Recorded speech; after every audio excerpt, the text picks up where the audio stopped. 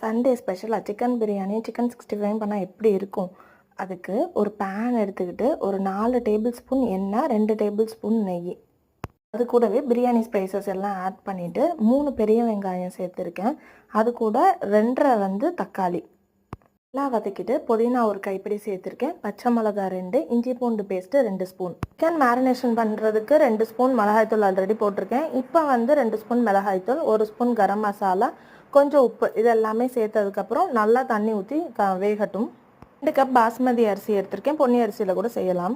அரிசி 20 நிமிஷத்துக்கு முன்னாடியே ஊற வச்சுருக்கேன். 1 டம்ளர் அரிசிக்கு 2 டம்ளர் தண்ணி, இதுதான் கணக்கு. ஒரு 10 நிமிஷம் மூடி போட்டு வெந்ததுக்கப்புறம் அதை எடுத்துகிட்டு அதில் கொஞ்சம் நெய் விட்டு நல்லா கிண்டிட்டு அது கூடவே லெமன் சாறு, அதுக்கப்புறம் லாஸ்ட்டாக மல்லித்தூளை போட்டு இறக்குனீங்க அப்படின்னா சூப்பரான சிக்கன் பிரியாணி ரெடி. இது சிக்கன் 65ோடு சாப்பிடவே அவ்வளோ சூப்பராக இருக்கும்.